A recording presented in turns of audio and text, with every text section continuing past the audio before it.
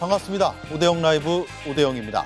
대왕고래가 사실상 실패로 결론나면서 그동안 얼마나 많은 나랏돈이 투입됐는지에 관심이 모입니다. 대통령이 추켜세웠던 액트지오는 수십억 원을 챙겨서 떠났고 그 밖에 석유공사 자금도 수백억 원이 들어갔습니다. 가스공사 주가는 오늘 14% 곤두박질 쳤습니다. 자세히 따져보겠습니다. 탄핵 공장을 주장한 윤석열 대통령이 오늘은 모래알이 돼선 안 된다며 결집을 주문했습니다. 조기 대선에 대한 생각도 측근 의원을 통해 전해졌는데 짚어보겠습니다. 함께할 네 분을 소개해드리고 이수진 앵커의 브리핑으로 시작하겠습니다.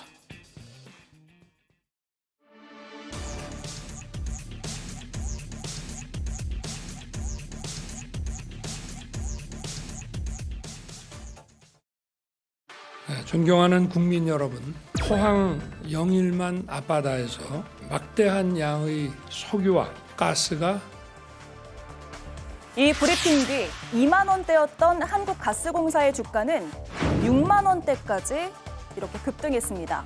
하지만 어제 산자부가 대왕고래 프로젝트가 사실상 실패임을 선언하면서 오늘 주가는 14% 가까이 급락했습니다. 예산도 낭비됐습니다. 시추에는 이미 1,000억 원이 들어갔고 1인 기업 액트지오사에 40억 원의 용역비를 지급한 걸로 알려졌습니다. 세계 최고 수준의 미국의 액트지오사에 여기에 황당함을 더하는 건 예상 매장량이 단 몇 달 사이 180배가 됐다는 소식이었습니다. 한 보도에 따르면 지난해 2월까지만 해도 이 프로젝트의 예상 매장량은 11조 원 규모였다고 합니다. 그런데 갑자기 4개월 사이 최대 2,000조 원 규모로 늘어났다는 겁니다. 네티즌들 사이에선 그래서 정부가 시세 조종을 한 게 아니냐 이런 의혹 제기까지 나오고 있습니다. 네, 어제 사실상의 실패 선언을 한 것이나 다름없다. 이런 분석들이 이어지고 있습니다. 물론 보는 시각에 따라서는 더 해봐야 된다. 이런 주장들도 나오고 있고요. 다만 어쨌든 경제성은 지금 예상보다는 훨씬 떨어지는 것으로 나타났다는 게 정부 고위 관계자의 설명입니다. 저기서 주목할 부분은 제일 아랫줄 산업통상자원부 고위 관계자입니다. 이동학 김윤영 위원께 질문 드릴게요. 저 발표할 때는 대통령, 산자부 장관이 얼굴까지 내밀면서 대대적으로 발표했는데 사실상의 실패 선언할 때는 고위 관계자가 익명을 요구하면서 했거든요. 이거 어떻게 봐야 됩니까? 처음부터 산자부가 이건 자신 있게 내놨던 프로젝트가 아니기 때문입니다. 원래 그냥 진행되고 있었던 상황이었는데 대통령이 갑자기 끼어들어가지고 대국민 발표를 했단 말이에요. 예. 장밋빛 전망이 있는 것처럼 발표를 했고 당시 야당이든 언론에서도 이거 사기극 아니냐라는 비판까지 나왔습니다. 그리고 당시 6월 3일입니다. 지난해 6월 3일 날 대통령이 오전에 급작스럽게 발표를 하고 산업부 장관이 뭐라고 얘기를 하면 삼성전자 시가총액의 5배에 달하는 수익을 얻을 수가 있다. 이런 식으로 말을 했습니다. 예. 이게 2천억이 넘는 금액이에요. 그러니까 국민들 입장에서는 이거를 과연 믿어야 될지 말아야 될지 이런 상황이었습니다. 그리고 계속해서 이것에 대한 어떤 이 검증을 또 하기 위해서 계속해서 야당에서 지적했던 것이 도대체 어떤 경로를 통해서 이것이 있다고 확신하고 또 어떤 근거에 의해서 대통령까지 그것을 국민들에게 알릴 정도로 나서야 될 수밖에 없는 그런 상황이냐. 이것에 대한 신빙성을 계속해서 저희들이 지적을 해왔는데 그것에 대한 대답을 하기 위해서 외국인 한 명 데려다가 뭔가의 기자회견을 하려고 했는데 그런 것에 있어서 국민을 설득하는 데도 굉장히 어려웠거든요. 예. 그런 지점에서 산자부 입장에서는 대통령도 탄핵 심판을 받고 있는 과정이고 산업자원부 장관도 본인의 의지가 아니었었기 때문에 아마도 국민들 앞에 상당히 명구스러웠을 것이다라는 생각을 해봅니다. 예. 윤석열 대통령은 지금 직무정지 상태로서 어떻게 지금 발표할 수 있는 상황이 아니었고요. 그럼 이런 상황에서 누가 발표해야 되냐? 저는 개인적으로 이 사업의 가장 최고 책임자, 그러니까 대통령이 아닌 최고 책임자는 당연히 장관이겠죠. 장관이 발표했었어야 된다고 생각을 합니다. 누구든지 물론 실패의 멍해를 쓰고 싶지는 않았을 겁니다. 하지만 자원외교나 자원개발 자체는 실패 확률이 무지 높습니다. 어쩔 수 없이 실패를 담보하고 개발이나 사업을 뛰어들 수밖에 없는 상황입니다. 우리나라의 에너지 수입 의존도는 94%입니다. 우리나라는 어쩔 수 없이 좋든 싫든 그리고 실패를 담보로 하고서라도 반드시 에너지 개발을 할 수밖에 없는 숙명을 가진 나라입니다. 앞으로도 저희는 계속 에너지 확보를 위해서 여러 차례 이런 에너지 사업 개발을 많이 해야 됩니다. 이거는 보수 정권이라서 그런 게 아니라요. 김대중 정부 때부터 처음 저희가 에너지 개발에 대해서 계획을 수립을 했었을 만큼 에너지 개발의 필요성은 모두 다 가지고 있는 상황입니다. 그렇죠. 하지만 예. 이번 정권에서 특히 산업부 장관이 발표하지 않음으로써 어찌 보면 책임지지 않는 모습이 비춰질 수 있지 않겠습니까? 결국 이렇게 되면 사업 자체를 실행함에 있어서 실패를 담보로 할 수밖에 없는 사업 실패에서 소극적으로 될 수밖에 없다는 점에서 저 역시 이번에 익명으로서 이 발표를 했다는 점은 비판을 할 수밖에 없습니다. 예, 산자부 장관이 했어야 된다라는 의견이고요. 그런데 뭐 경제부총리가 했어야 되는 거 아니냐? 지금 권한대행이잖아요. 왜냐하면 산자부가 경제부총리 산하에 있기 때문에 그런 의견들도 있고 이 익명 발표에 대해서는 그리 좋은 평가가 지금 안 나오고 있는 것은 분명해 보입니다. 자, 그렇다면 발표 당시로 다시 한번 가보겠습니다. 지난해 6월 3일 갑작스럽게 이뤄진 국정 브리핑입니다. 포항 영일만 앞바다에서 막대한 양의 석유와 가스가 매장돼 있을 가능성이 높다는 물리 탐사 결과가 나왔습니다. 최대 140억 배럴에 달하는 석유와 가스가 매장되어 있을 가능성이 매우 높다는 결과가 나왔고 유수 연구기관과 전문가들 검증도 거쳤습니다. 매장 가능성 140억 배럴 얘기를 하고 있는데 그 140억 배럴로 현재 가치로 따져보면 삼성 총 시총의 5배 정도가 됩니다. 예, 김성현 의원님. 네. 장관이 동의하지 않았기 때문에 익명으로 발표할 수밖에 없었다라고 앞서 이동학 의원은 짚어줬는데 김성현 의원 보기에도 같은 생각이세요? 일단 누구여도 발표하기가 쉽지는 않았을 겁니다. 왜냐하면 벼룩도 낯짝이 있기 마련이거든요. 대통령이 불과 6개월쯤 전에 대국민 브리핑을 통해서 대대적으로 홍보한 사업이에요. 근데 이거를 반년 만에 실패라고 얘기하기가 누구 입장에서 쉽겠습니까? 굉장히 어려운 일이죠. 우리나라는 정책 실명제라는 걸 하고 있습니다. 주요 국정 현안이라든가 100억 이상의 예산이 투입되면 그 사람이 이름을 걸고 정책을 하게끔 돼 있어요. 그런데도 불구하고 지금 익명으로 할 수밖에 없다.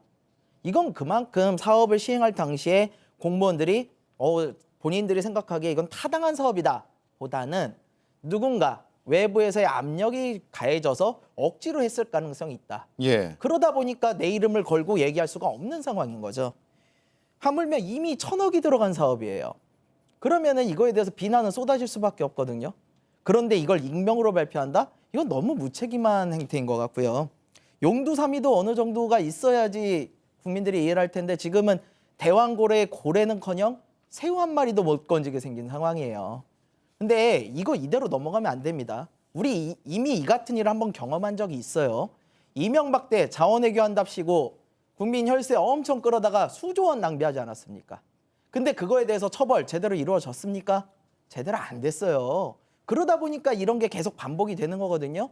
그래서 저는 이번 일에 대해서 산업부에서 이거에 관련된 기한자, 기획자, 실행자, 관련자 모두 철저하게 감사하고 명확하게 처벌을 해야지 다시는 이런 일이 재발하지 않을 거라고 생각합니다. 예, 이게 익명 발표 여부를 떠나서 아예 법적 책임까지도 물을 수 있는 사안이다 이 말씀이에요. 당연합니다. 예, 한가선 의원 생각은요? 일단 정말 장관이 직접 앞에 나와가지고 이야기를 해야죠. 그러니까 윤석열 정부의 사람들은 참 일관되게 이렇게 좋은 이야기를 할 때는 앞에 나서는 걸 좋아하고 또 어떤 민망한 발표를 해야 될 땐 뒤로 숨는 것 같습니다. 근데 문제는 이런 어떤 정확한 진단, 근거에 의한 진단 없이 이렇게 국민적인 허풍을 떨었다는 게 문제잖아요. 뭐 예를 들어서 자원이 140억 배럴의 가치에 달한다, 삼성전자 시가총액의 5배 가치다, 뭐 2,000조 가치다 이런 이야기를 하는데 저는 좀 다른 이야기이긴 하지만 어떤 데자뷰가 떠올랐냐면요. 뭐 의료 대란 그 당시에 2,000명 의사 정원을 해야 된다라는 것에 대해서 예. 사람들이 다 이 기준이 뭐냐라는 걸 의문을 품었단 말이죠. 지금 실제로 이런 석유 업계의 전문가들도 2,000조 가치가 어디서 나온 거냐 그런 의문을 품거든요. 그렇기 때문에 이런 국가 운영에 있어서 어떤 계산을 할 때 뭔가 명확하지 않다라는 의구심이 계속 있는 것이고 네. 뭐 전버서 결정하는 거 아니냐 이런 조롱이 있는 이유가 그런 거라고 생각해요. 기준이 명확하지 않거든요. 그러니까 정치 지형에서 유리해지기 위해서 국민들 앞에서 어떤 허풍을 떨고 더 좋게 부풀려서 이야기를 하고 그래서 이런 사단이 났기 때문에 윤석열은 지금 어렵지만 그래도 안덕근 장관은 직접 입장을 밝히고 부실조사와 허풍에 대한 양해를 구해야 된다고 생각합니다. 예. 자, 속보가 지금 들어왔네요. 대통령실에서 조금 전 전해진 내용입니다. 대왕고래 전체 실패는 아니다. 어제 발표 이후에 사실상의 실패 선언이라고 언론이 대대적으로 지금 보도하고 있는 상황에서 전체 실패는 아니고 나머지 구조 탐사를 더 해봐야 한다. 탐사를 더 해봐야지 알 수 있지 지금 완전한 실패라고 종지부를 찍을 수는 없다라는 대통령실의 입장이 저희 방송 직전에 나왔다는 점을 지금 속보로 전해드리면서 얘기를 이어갈게요. 자, 속보 자막은 조금만 더 유지해 주시기 바랍니다. 예, 김윤영 의원님. 네. 대통령실의 설명을 어떻게 봐야 될까요? 그러니까 지금 저희가 대왕고래 프로젝트 외에도 유망 구조가 총 6개가 더 있거든요. 예. 처음부터 저희가 성공 가능성을 20%로 봤었습니다. 이거 자원을 개발하는 것 자체가 성공 가능성이 낮기 때문에 어느 정도 실패를 담보로 하는 정책이라고 봐야 되기 때문에 대통령실은 저런 입장을 냈고 저희가 이제 한 번 실패했고 또 이번에 무조건 실패라고 볼 수 없는 지점이 물론 경제성이 없는 거는 나타난 게 분명하지만 지질학적으로 다른 유망 구조에 대해서 재평가할 수 있는 부분도 분명히 발견된 점도 있습니다. 물론 뭐 실패에 따라서 책임을 지는 건 어쩔 수 없지만 이 자원외교의 특성을 저희가 봐야 되고 저는 어느 장관이든지 이 실패에 대해서 멍에를 뒤집어 쓴 건 쉽지 않았겠지만 실패를 이번에 얘기하지 않음으로써 오히려 국민들에게 자원외교를 더 위축시키는 게 아닌가, 자원개발을 더 위축시키는 게 아닌가 되게 우려스러운 점이 듭니다. 예. 아까 많은 패널 분께서 언급해 주셨는데 마치 저희가 자원개발이나 자원외교를 제약시하거나 아니면 이건 실패한 정책이라 너무 단정지면 안 되는 게 저희는 어쩔 수 없이 아까 누차 말씀드리지만 개발에 임할 수밖에 없는 상황입니다. 예. 이게 성과를 20년, 30년 좀 긴 텀을 두고 다른 정책과 다르게 좀 단기간에 또는 10년, 5년 이렇게 이것도 단기간으로 봐야 되는 겁니다. 자원 개발에 있어서만큼은. 그래서 오히려 20년, 30년 더 크게 봐야 되고 물론 지적하신 대로 문제점들, 비리가 있다나 이런 점에서는 처벌해야 되는 거 저도 동감합니다. 하지만 절대로 자원 외교나 자원 개발을 위축시키거나 멈춰서는 안 된다는 예, 점을 물론이죠. 지금 우리가 얘기하는 게 자원 외교 자체를 부정하는 것은 아니니까요. 그리고 우리가 자원 부족 국가이기 때문에 이런 탐사, 시추에 대해서 이걸 하지 말자라는 취지의 논의를 지금 하고 있는 것은 아닙니다. 다만 우리가 오늘 더 얘기 나누겠지만 주가에 크게 영향을 미쳤고 또 부당 이득을 챙긴 사람이 있지 않느냐라는 의구심으로 확대됐고 그리고 대통령이 그 단계에서 그렇게 갑작스럽게 대대적으로 발표하는 게 맞았냐라는 정무적, 정치적 이런 비판이 고조되고 있기 때문에 그 점을 짚고 있다는 점을 다시 한번 정리를 하고 얘기를 나눌게요. 지금 산자부에서는 이런 얘기를 해요. 1차 발표 때 생각하지 못한 정무적 영향이 개입되는 과정에서 비유가 많이 부각됐다. 저 아마 비유는 삼성시총의 5배 이런 식의 표현일 것 같습니다. 물론 그 표현도 문제로 보입니다만 정무적인 영향이 뭘까요? 의견을 좀 들어볼게요. 이동학 의원은 어떻게 보십니까? 이것은 대통령이 느닷없이 갑자기 끼어들어서 기자회견을 했단 말이에요. 그러면 대통령의 기자회견은 상당한 근거가 있구나라고 유추할 수밖에 없어요. 그런데 당시에 발표했던 시점에서 여러 사람들, 전문가들이 얘기할 때는 아니 저 정도 수준이라면 차관 정도나 석유공사 이 사장 정도가 그냥 발표하고 그냥 잔잔하게 이 진행을 하는 것이 맞지 않냐라는 그런 판단들이 있었는데 대통령이 느닷없이 껴들었단 말이에요. 왜 그러냐면 석유 가스 개발 단계가 4단계가 있습니다. 첫 번째가 물리 탐사 단계고 두 번째가 탐사 시추, 세 번째가 평가 시추, 네 번째가 생산 시추입니다. 근데 첫 번째 단계를 고작 했을 뿐이에요.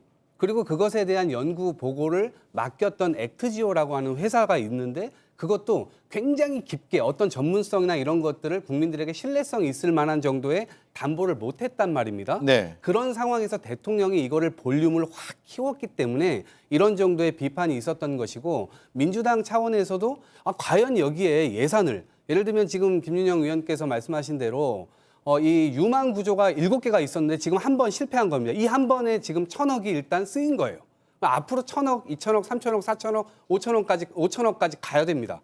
그러니까 이것은 보통의 비용이 들어가는 것이 아닌데 대통령의 정무적 판단, 당시에 대통령 총선에 지고 이후에 지지율이 계속해서 급락하고 있는 그런 상황 속에서 어떠한 이 국정의 어떤 활력이 없는 그런 상황에서 이것을 가지고 장밋빛 미래를 국민들께 보여줌으로 인해서 뭔가의 어떤 국정 동력을 해보려고 했었던 것 아니냐. 예. 그 이면에 뭔가 또 주가에 대한 어떤 여러 가지 또 작전 세력이 있었던 것 아니냐 이런 의혹도 제기되기도 했었거든요. 예. 그런 차원에서 얘기를 지금 드리고 있는 겁니다. 예, 제가 정가의 얘기를 쭉 들어보면 이게 대통령이 그 단계에서 이걸 발표한 사항인가? 그 정도로 확실하게 이야기를 할 수 있는 단계였나? 이런 의구심들은 그동안에도 꽤 많았고요. 산자부 장관도 발표하기를 꺼려할 수도 있는 정도의 사안이었다라는 이야기들도 실무자들은 한다는 이야기를 저는 전해 들은 적이 있는데 그럼에도 불구하고 정무적 영향이 개입이 됐다. 여기서 정무적 영향이라는 것은 대통령의 의지 혹은 대통령의 어떤 발표에 대한 욕심 이런 걸로 봐야 됩니까? 대통령의 의지를 아까 이동학 최고께서 말씀하신 이 대통령의 의지라는 점에서 뭐 비난할 수 있는 부분도 있다고 생각하는데 저는 사실 장관의 의지도 있다고 생각을 합니다. 왜 그러냐면 삼성전자 시총의 5배라는 표현을 썼지 않습니까? 저희가 정책을 홍보할 때 있어서 국민들에게 최대한 이해를 쉽게 시키는 방안을 많이 강구를 합니다. 예. 정책 기반자들 입장에서는 정책을 실행하는 입장에서는 근데 그렇게 하는 이유는 본인의 성과를 가시하거나 조금 윗선에 대통령이라든지 아니면 그 위에 국민들에게 인정받기 위해서 그런 경우가 많거든요. 저는 물론 대통령께서 직접 발표하셨던 거는 물론 저 사업 자체를 성공시키겠다는 강한 의지를 비친 것도 있지만 더 나아가서 장관 역시도 본인이 어느 정도 본인의 성과를 가시하고 싶은 욕구 때문에 욕심 때문에 그런 거 아니냐는 생각도 합니다. 저는. 예. 김성일 위원 생각은 어때요? 정무적 개입. 정무적 개입이라고 생각을 할 수밖에 없습니다. 그리고 그 정무적 개입이라는 것은 굉장히 윗선에서 작용을 했을 가능성이 높죠. 왜냐하면은 굉장히 이례적인 일들이에요. 이 정도의 사안을 가지고 대통령이 직접 나서서 지금 성공 확률 아무리 최대로 잡아봤자 20%. 그러면 반대로 얘기하면 실패 확률이 80%나 되는 거를 대통령이 직접 국민 앞에 호언장담을 한다. 이거 있기 어려운 일이거든요. 리스크가 더 크잖아요. 근데 그럼에도 불구하고 그때 당시의 정무적 상황상 총선 참패라든가 여러 가지 정치적으로 위기에 몰린 대통령이 그런 것을 돌파하고자 하려고 했던 것이 아닌가 예. 라는 합리적 의심이 가능한 상황이죠. 게다가 저 내용이요. 저 이제 뭐 얘기 그 당시에 충분히 했습니다만 액트지오라는 회사 하나가 지금 얘기했을 뿐이지 그 전에 이미 그 자리에 대해서 한국석유공사가 부정적인 의견을 낸 적도 있고 또 우드사이드라고 대기업 역시 그런 석유가 나오기 어렵다라고 얘기한 적이 있는데 갑자기 작은 기업 하나가 그걸 했다고 이런 게 있다고 그랬다고 그걸 들고 나와서 대통령이 직접 이야기한다? 구멍가게 평가를 들고 어떻게 사장이 이야기를 합니까? 네, 저는 그런 부분에 있어서 석연치 않은 부분들이 있기 때문에 정무적 개입이 있을 수밖에 없었다라는 생각을 좀 합니다. 예. 자, 그러면 나라 돈이 얼마나 들어가는지 앞서 이수진 앵커가 브리핑을 잘 해줬는데요. 시청자들이 특히 의문을 갖는 부분이 이 부분일 것 같습니다. 내가 낸 세금, 우리의 나라 돈이 어떤 방식으로 예산으로 투입이 돼서 실제로 쓰였느냐라는 점인데 이동학 의원께 좀 짚어주기를 부탁을 드리겠습니다. 지금 대왕고래 프로젝트에 대해서 1차, 그러니까 한 번 탐사 시추할 때마다 1,000억 원이 든다. 그렇습니다. 이게 대통령의 발표 내용이었고요. 애초에 정부 예산으로 497억 원, 거의 500억 원 가까이가 예산으로 책정을 했는데 민주당이 전액 삭감을 한 거죠. 맞습니다. 일부만 남기고요. 네네. 석유공사 자금은 500억 원이 투입이 됐고 이걸 보면 예산을 삭감 안 했다면 성공할 수 있었겠느냐라는 생각도 들고 뒤집어 얘기하면 예산을 삭감하지 않아서 더 많이 투입했으면 그만큼 많은 예산을 낭비라는 표현을 뭐 할 수 있다면 낭비하지 않았을까라는 생각도 드는데 어떻게 봐야 됩니까? 그러니까 지금 수준에서는 전 낭비 가능성이 훨씬 더 크다고 보고 앞으로도 이 사업을 지금 여당과 산자부 그리고 석유공사에서도 계속해서 마치 할 것처럼 지금 얘기를 하고 있거든요. 예. 그런 차원에서 국가 차원의 돈이 들어가는 것은 정말 심사숙고해야 된다라는 말씀을 좀 드리고 싶습니다. 지난해 12월에 예산 심사할 때 505억 2천만 원을 정부로부터 신청을 했어요. 정부가요. 그래서 민주당이 98%약 8억여 원을 남기고 전액 다 삭감을 했습니다. 예. 왜 그러냐면 정부가 들었던 근거가 너무나 터무니가 없었어요. 일단 외국인 한 명이 딱 등장을 해가지고 그 사람이 대한민국 국민들을 향해서 내가 설득시키러 왔다라고 해서 공항 오자마자 기자회견을 막 합니다. 아브레우 고문이죠. 맞습니다. 그분이 딱 와가지고 어떻게 이 연구를 했고 그 연구를 통해서 어떠한 자료를 얻었다라고 얘기를 하는데 이것이 확신이 별로 없었어요. 왜냐하면 그 뒤로 여러 방송사들에서 기자들이 팔로우를 했지 않습니까? 그러면 아브레우 고문이 가지고 있는 이 사업자 등록부터 시작해서 사업자 등록이 본인의 집으로 등록이 돼 있었던 겁니다. 예. 텍사스. 예, 그 텍사스 직접 찾아가 봤더니 아브레우 고문은 없고 다른 사람이 또 새들어 살고 있어요.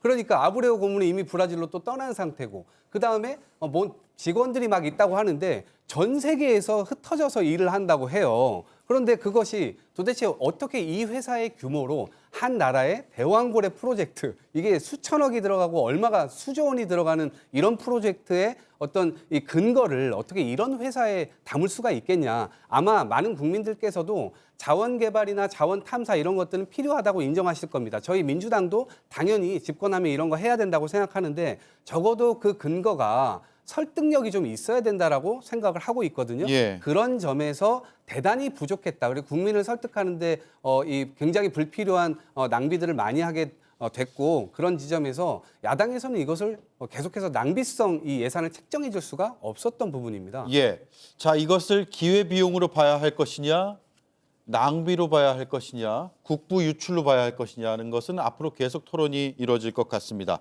한가선 의원님, 네. 보도에 따르면 아브레우 고문이 용역료로 40억 원을 받고 돌아갔다. 네. 그래서 40억 원을 시쳇말로 먹튀했다라는 표현까지도 지금 하고 있는데 지난해 브라질 출장을 위해서 떠나서 미국에도 지금 없는 거 아니냐, 행방이 묘연하다 이런 기사까지 나오고 있는 상황이에요. 아브레우의 입장도 우리가 뭐 직접 들을 수는 없겠지만 본인이 뭔가 우리 정부를 통해서 입장 표명을 해야 되는 거 아니겠습니까? 이 아브레우 박사의 입장을 들을 기회는 아마 없을 것 같습니다. 제가 사실 한국 언론에는 이 아브레우 박사가 있는 액트지오 그 회사 있잖아요. 예. 그 회사가 미국의 심해 기술평가 전문 기업 뭐 이런 식으로 소개가 됐는데요.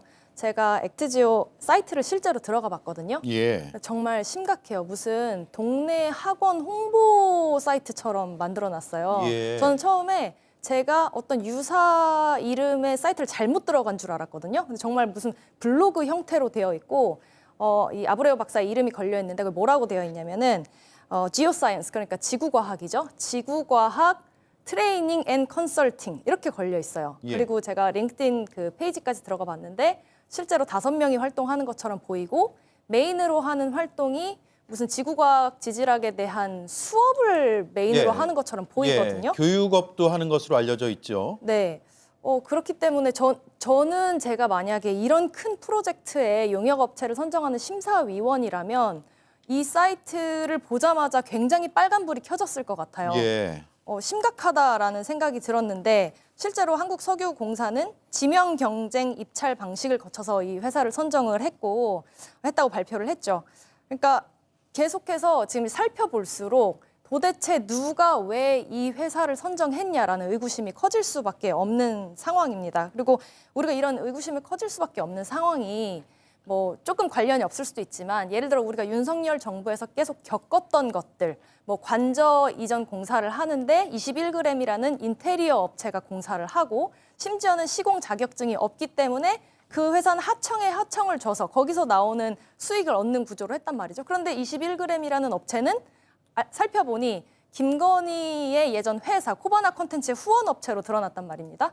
그러니까 윤석열 정부에서 계속 이런 식으로 권력과 그에 따른 예산을 사유화하는 방식의 모습을 보여줬기 때문에 이런 액트지오라는 회사도 그러한 맥락 속에서 살펴봐야 되는 것이 아니냐 이런 의구심이 계속 나올 수밖에 없는 상황입니다. 예, 알겠습니다. 자, 말씀 중에 동네 학원 홈페이지 말씀하셨는데 동네 학원 홈페이지 잘 만듭니다. 요즘. 예, 동네 학원 홈페이지는 저희가 존중하도록 하겠습니다.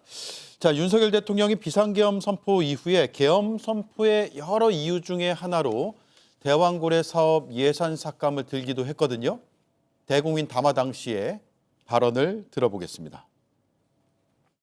거대 야당은 대한민국의 성장 동력까지 꺼뜨리려고 하고 있습니다. 민주당이 삭감한 내년 예산 내역을 보면 잘 알 수 있습니다. 동해가스전 시추 예산, 이른바 대왕고래 사업 예산도 사실상 전액 삭감했습니다.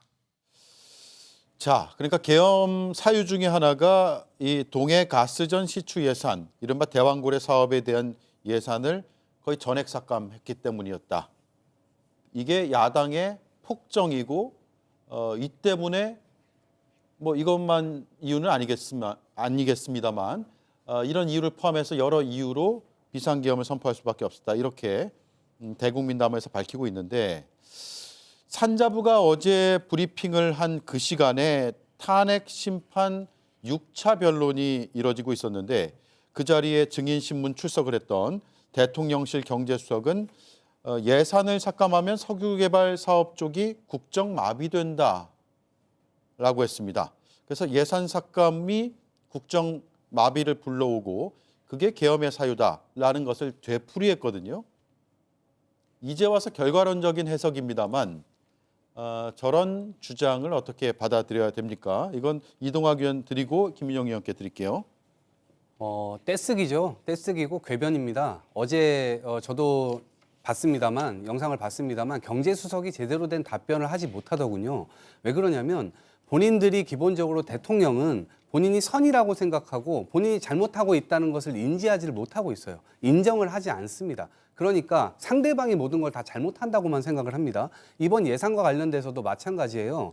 대왕고래 프로젝트 정말로 근거가 있고 정말 가능성이 높다. 정말 그것이 근거 있는 것이다. 정말 대통령이 좋아하시는 말로 과학적이다라고 한다면 얼마든지 야당에서도 그런 부분 할 수 있을 겁니다. 그런데 그것을 해명하는 과정이 너무나 어설펐고 이 외국인 한 명 들어와서 국민들을 설득하려고 했었다는 게 나중에 알고 보니까 그 아브레오 박사와 연결되어 있는 게 석유공사의 동해 이 탐사 팀장입니다. 동해 탐사 팀장이 텍사스 대학 오스틴 잭슨 지구과학대학 지구행성 이 학과에 교수들하고 연결이 되어 있고 본인이 거기에서 수학하는 과정에서 알았던 이해관계자들입니다. 그런 사람들이 그런 긍정적인 보고서를 썼을 가능성이 전 추론이 되고요.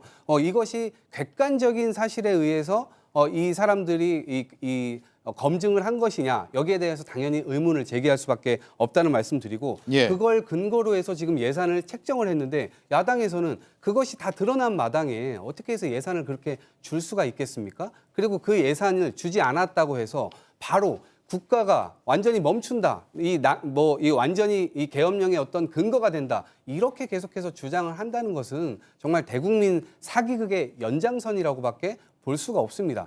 그러려면 정말로 이 국정을 잘 하던가 그래야 되는데 야당에서 예산을 깎은 거 전체적으로 지금 4조 원밖에 되질 않습니다. 680조 원의 예상을 편성하는데 저희가 100조를 깎았습니까? 200조를 깎았습니까? 그래놓고 국정마비가 된다라는 이 핑계를 대는 것은 저는 도무지 생각을 해도 설득력이 너무나 없다라고 생각합니다. 예, 석유개발 사업에 대한 예산을 삭감하면 그것이 국정의 마비다. 해당 분야에 대한 이런 주장은 성립되지가 않았다. 결과론적으로도 그 말씀이고요. 그러니까 지금 1차 사업이 어쨌든 실패했기 때문에 제가 결과를 가지고 먼저 얘기를 하다 보니까 좀 비난의 포인트가 많은 것 같습니다. 예. 우선 아브레오 고문에 대해서 비난할 부분, 뭐 문제점이 있다는 점 지적 충분히 하실 수 있는데 아브레오 고문이 아무런 이력이 없던 건 아니었습니다. 남미에서 가야나 유전을 개발했었을 때 성공적으로 개발된 가야나 유전에서 어쨌든 일정 지질 팀장이었든지 팀장 역할을 맡았던 경력이 있거든요. 물론 지적할 부분에 대해서는 지적하지만 이런 경력이 전혀 없는 사람은 아니었다는 점 말씀드리고 싶고 예. 그리고 예산 삭감을 많이 안 했다고는 하시지만 어쨌든 대통령이 중점적으로 국정을 수행하는 대통령이 중점적으로 추진하는 정책에 대한 예산을 전액 삭감을 한다든지 또는 대통령실에 대한 예산이나 경찰, 검찰의 특활비를 전액 삭감했는 것 자체는 어찌 보면 망신주기식이었기 때문에 물론 저는 대통령이 예산 삭감으로 인한 계엄 선언에 대해서는 동의하지는 않지만 네. 일정 부분 민주당에서 망신주기식 예산 삭감은 분명히 있었다는 점을 말씀드리고 싶습니다. 그리고 대통령께서 왜 이걸 성급하게 발표했냐는 점을 많이 말씀들 하시는데 아까 제가 서두에 말씀드렸다시피 이 자원 개발 같은 경우는 실패 확률이 굉장히 높기 때문에 최고 결정권자가 앞서서 발표하지 않으면 실질적으로 이 사업을 누가 총대 메고 할 수도 없는 사업이기도 합니다. 물론 지금 실패했기 때문에 1차 시도가 실패했기 때문에 결과적으로 비난과 비판을 받을 수밖에 없지만 저희가 이 자원 개발이나 특성을 다시 한 번 더 좀 고려해 주시길 부탁드리겠습니다. 예, 김성일 의원님. 예. 자, 대통령이 성급하게 발표했다는 점에서는 뭐 정도의 차이는 있으나 완전히 엇갈리는 지금 의견들은 아닌 것 같아요. 그렇다면 그 당시에 무슨 일이 있었습니까? 왜 이렇게 급하게 발표를 했을까요? 이게 정치적 상황으로 좀 이해를 하셔야죠. 왜냐하면은 이 발표 시점이 6월이에요. 발표 시점이 6월이고 그 전에 뭐가 있었냐? 총선이 있었어요. 근데 그 총선에서 지금의 여당인 국민의힘이 사실상 예상치보다 굉장히 부진한 성적을 거뒀죠. 총선 참패라 불러도 과언이 아닐 정도의 성적을 거뒀습니다. 그러면서 사실상 정치적 입지가 매우 좁아진 상태였죠. 윤석열 대통령이. 그러다 보니까 정치적으로 반전할 카드를 꺼내고 싶었을 거예요. 그것을 선택한 것이 너무 촌스럽게 아주 옛날 80년대 경제 우리 부흥기를 떠올리게 하는 이러한 산유국이라는 키워드를 한번 꺼내보고 싶었던 것이 아닌가 그런 생각을 하는데요. 네. 우리가 지금 앞서서 우리 김유영 의원님도 말씀을 주셨지만 결과가 이렇게 됐다고 해서 결과가 실패로 나왔다고 해서 비난하는 건 아니에요. 왜냐하면은 우리가 이전에 이거를 시도할 때부터 이거 확률이 너무 낮다. 이런 작은 구멍가게 하나가 이야기했다고 해서 그전에 우리 석유공사에서도 석유 없다고 그러고 그다음에 우드사이드 같은 대기업에서도 가능성 없다고 그랬는데 갑자기 이런 구멍가게 하나가 우리 액트지오를 자꾸 구멍가게라고 표현해서 죄송하긴 한데 구멍가게가 맞아요. 왜냐하면 사무실도 가정집이었고 세금도 제대로 못 낸 이런 기업이에요. 이런 기업 우리나라에서 200만 원 정부 지원 사업 200만 원짜리도 못 따요. 그런데 이 작은 기업을 데려다 놓고 세계 경제 10대국인 우리나라의 대통령이 나서서 그걸 받아가지고 우리 동해에 기름이 난다. 어떻게 이렇게 이야기할 수가 있습니까? 이거는 정치적인 그런 상황이 아니고서는 굉장히 어려웠던 거고요. 이런 부분들이 계속 반복이 되다 보니까 국민들은 당연히 이에 대해서 신빙성이 떨어지고요. 좀 전에 예산 너무 깎아가지고 문제가 있다. 아니 죄송하지만 예산 더 투입하면 없는 석유가 나옵니까? 아니잖아요. 500억 깎았다고 그래가지고 석유가 없어진 거예요? 아닙니다. 원래부터 없었던 거예요. 그러니까 이런 거에 대해서 예. 더 이상 왈가불지 말고 저희가 과학기술이나 투자에 정치적인 이야기가 들어가면 더 이상 제대로 이야기가 안 됩니다. 그렇게는 좀 안 했으면 좋겠습니다. 예.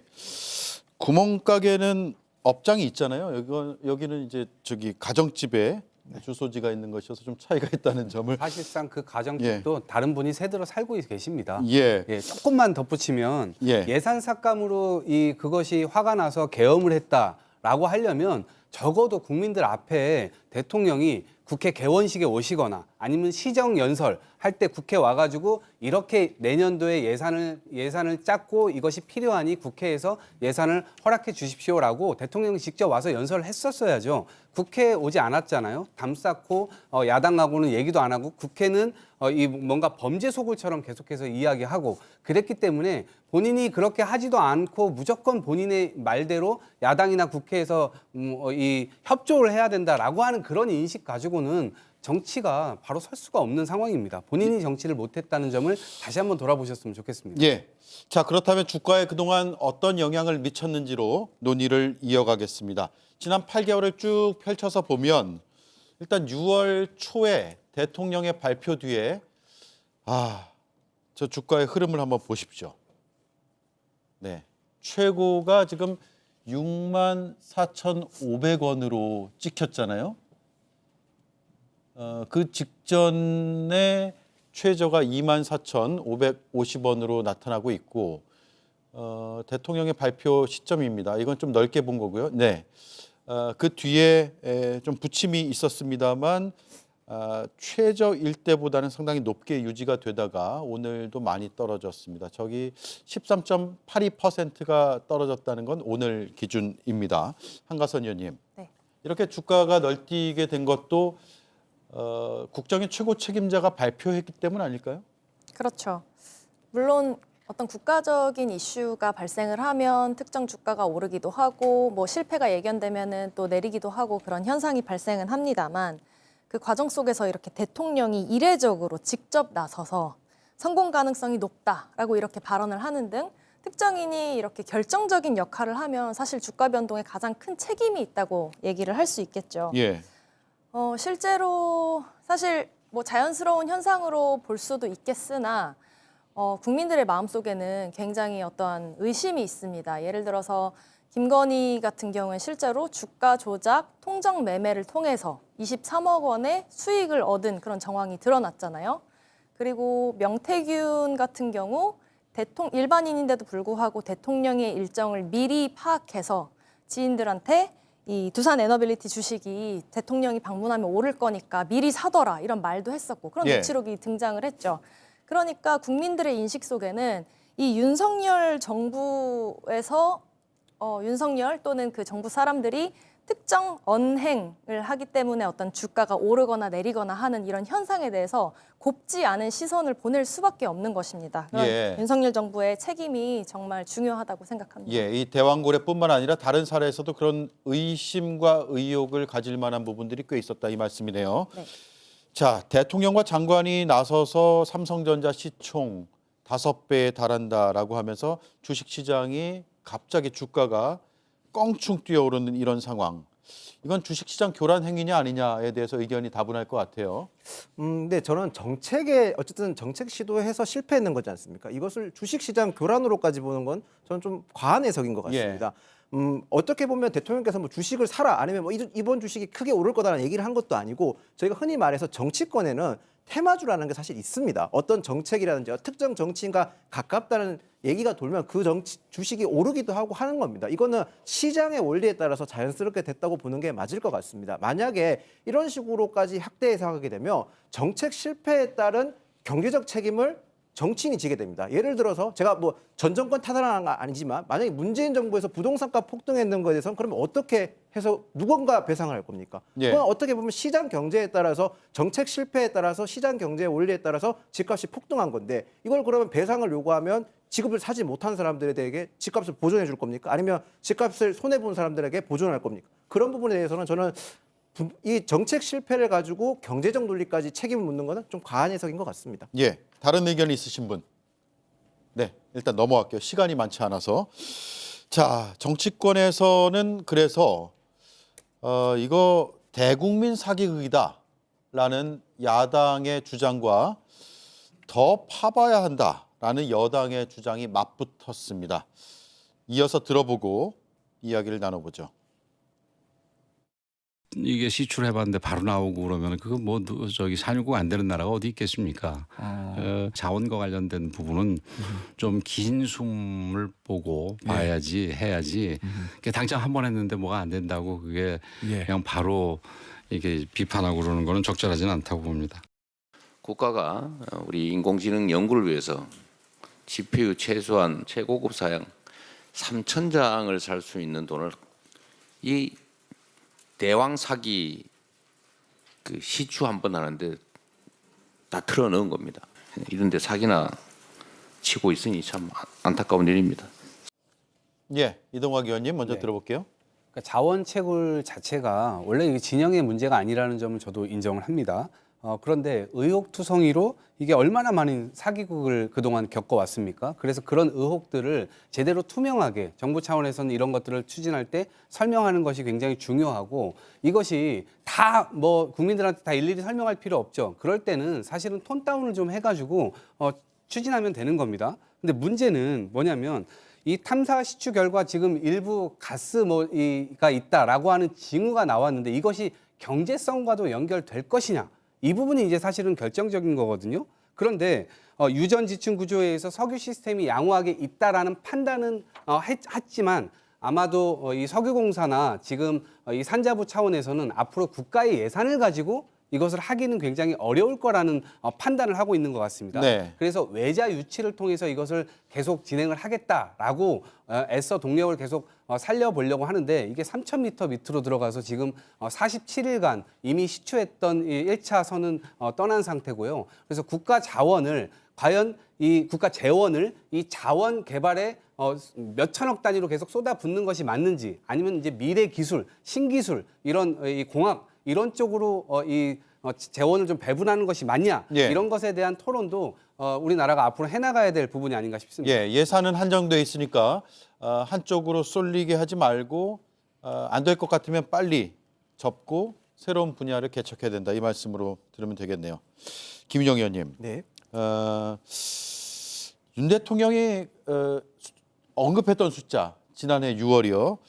검증이 제대로 됐느냐는 건 계속 꼬리표처럼 따라다닐 것 같아요. 그리고 검증이 안 된 것은 이 액트지오라는 회사도 마찬가지 아니냐라는 그 꼬리표도 계속 붙을 것 같고요. 앞서 김성열 위원은 법적 책임 누구에게든 물어야 된다라고 하셨는데 정책적 실패와 법적 책임 문제를 어떻게 봐야 됩니까? 물론 정책 실패를 법적 책임으로 무조건 묻는 건 전 반대입니다. 하지만 김성열 의원께서 말씀하신 만약에 범죄 혐의가 있는 거에선 전 처벌해야 한다고 생각을 합니다. 예. 국가 예산이 많이 투입되었으니까 이 과정에서 합법적이지 않은 어떤 행위가 있었으면 처벌해야 된다. 그 점은 저도 동의를 합니다. 근데 자원 개발 같은 경우는 리스크를 저감하느냐 아니면 차후에 훗날에 있을 이익을 증대하냐를 항상 고민이 많은 사업입니다. 예를 들어서 과거에는 히토류라는 강물 자체가 큰 경제성이 없었지만 최근에는 히토류가 굉장히 희귀한 강물이 되면서 폭등했지 않습니까? 예. 저희가 미래 사업에서 어떤 강물이 어떤 자원이 더 값어치가 있을지 예단하기는 어렵습니다. 그렇기 때문에 어쩔 수 없이 예산이 투입돼야 되고 그 예산에 어떻게 효율적으로 투입해야 될지는 여야가 더 나아가서 전문가들과 합의해야 될 부분은 분명히 있다고 생각을 합니다. 대통령께서 구체적인 수치를 밝힌 점에 대해서는 어찌 보면 전 이런 생각도 듭니다. 이 사업 자체가 자원 개발하는 사업 자체가 워낙 불투명하고 실패를 두려워할 수밖에 없는 사업이기 때문에 어쨌든 정책 최고 지휘권자로서 대통령께서 어떻게 보면 밑에 있는 직원들에게 사기를 복두들면서 나아가면서 동시에 국민들에게도 설득하기 위해서 했던 방안도 있지 않았을까라는 생각도 저는 하게 됩니다. 예. 자, 시간이 얼마 남지 않았는데 제가 나머지 이제 두 분께 김성일 한가선 의원께 질문을 드리기 전에 대통령실에서 하여튼 설명하는 거는 오늘 오후 늦게 나왔어요. 제가 자세히 한번 다시 반론 차원에서라도 전해드리도록 하죠. 이번에 잠정 결과라고 표현했고, 그러니까 최종 결과가 아니라 잠정 결과라고 했고, 대왕굴에 대한 단정적인 결론이 아니다. 나머지 6개 유망 구조에 대한 탐사 시추도 해봐야 하기 때문에 동해 심해 가스전 전체 실패를 의미하는 것은 아니다라고 대통령실의 관계자가 언론에 전했다는 점을 말씀을 드리고 김성열 한가선 의원님 한 말씀씩 듣겠습니다. 대통령실의 저런 이야기는 결국 나머지 시추도 해보겠다라는 이야기로 들리는데요. 예, 해보십시오. 근데 그거 세금으로 하지 말았으면 좋겠습니다. 저희가 이미 예상부터 실패 가능성이 너무 높았던 사업을 무리하게 끌어온 거는 대통령실 아닙니까? 그리고 지금 결과가 나왔잖아요. 그런데도 더 해봐야 되겠다는 겁니까? 국민 세금이 자기들 쌈짓돈입니까? 그렇게 쓰면 절대 안 됩니다. 그리고 우리가 양치기 소년의 말을 믿지 못하는 건요. 그동안 거짓말이 반복되었기 때문이에요. 지난 2009년 하베스트 에너지에 투자했을 때 이명박 정부가 자원외교라고 포장해서 4조 원을 들여가지고 하베스트 에너지를 샀습니다. 석유 한 방울 못 뽑아내고 2조 원이 넘는 세금을 날렸어요. 그런데 지금 이제 와서 또 똑같은 상황이 벌어졌는데 이걸 국민들이 어떻게 믿겠습니까? 앞에서 김윤영 의원 말씀 주신 것처럼 자원 개발은 믿음으로 시작을 해야 되는 부분이 있어요. 근데 그 믿음을 누가 다 날렸습니까? 앞으로 우리나라의 자원 개발은 더 힘들어질 거예요. 그러니까 지금이라도 이런 가능성 없는 사업은 빨리 접고 우리가 리튬이나 히토류 같은 2차 전지 미래 산업을 위한 광물에 좀 투자를 했으면 좋겠습니다. 예, 양치기 소년 표현을 쓰셨네요. 양치기 소년은 마지막에 후회를 했죠. 네, 한가선 의원님. 네. 국가의 이런 자원 개발 프로젝트는 정쟁의 요소가 아니잖아요.